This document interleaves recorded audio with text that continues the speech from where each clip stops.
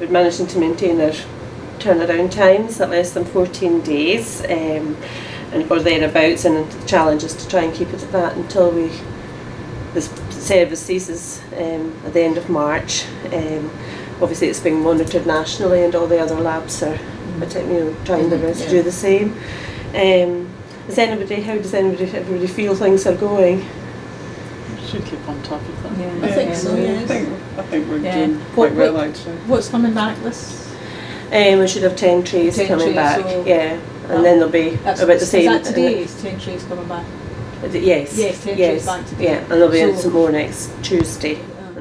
Well, the person who's been here the longest in one stint is Gail. She's been here for 28 years, and Shona's been here for 14 years. So we have worked together very closely as a team through some pretty difficult times with staffing and changes in technology and lots of ups and downs in the service over the years, and we've become very close as a result. We're very supportive of each other, very flexible with each other.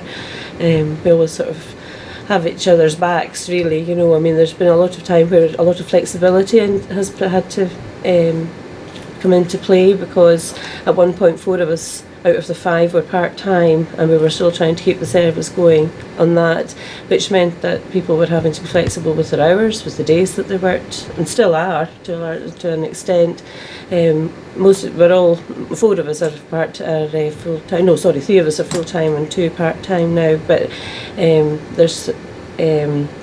we just work very well, together as a team. We're very open with each other and discuss everything, and everyone's listened to, and try and take out, everybody's views on board and so on.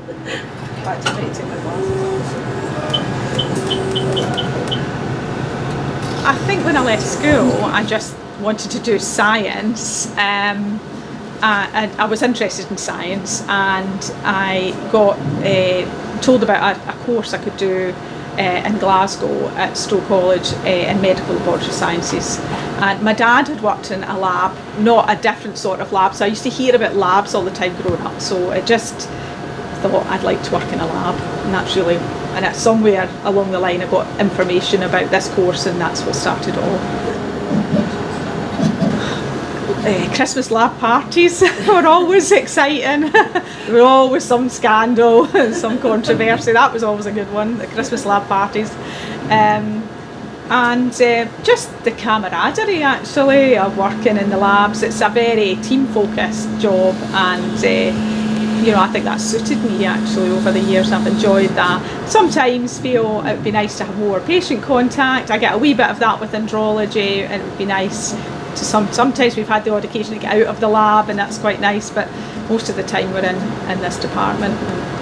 The best part for me is knowing that you really do help a lot of, in cervical cytology in particular, you really are helping a lot of women potentially with diagnosing their cervical smears. It's quite sad, because we really all enjoy our jobs in this team, and we've all worked so closely over the years, and it's all coming to an end. We will be going through to another lab, but not just working so closely together, which has been a huge part of the enjoyment of this career. Most people don't understand, certainly in histology, pathology, cytology, they were a kind of forgotten service a bit, because if you talk about labs, they think, blood or bugs or something like that, but they tend to forget about the other parts of it, where we don't meet patients or tend to meet a lot of doctors or anything. But I think we are a bit of a forgotten service, although it's becoming better known now. Without us, illnesses can't be diagnosed, certain illnesses can't be diagnosed, and specifics can't be diagnosed, and that goes from just simple things to very complex things. Without us, I would say a greater part of the hospital wouldn't run. So it's sad. I'd like to have thought that I could have seen my career out doing what I really love, but the end of March, obviously, that's us, and I'll be moving back through to pathology where I originally started, and hopefully be able to pick up a new mantle and try and get as much job satisfaction and enjoyment out of that part for whatever number of years I've got left.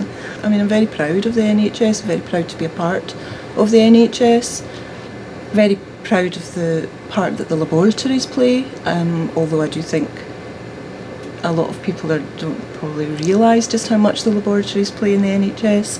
I'm hoping that that will be improved over the years, but definitely, yeah, I think I'll be very proud to say to my family and to any children, grandchildren, that I worked with the NHS and I was a part of that for, I don't know how, I've still got a few years to go, 30 plus years anyway.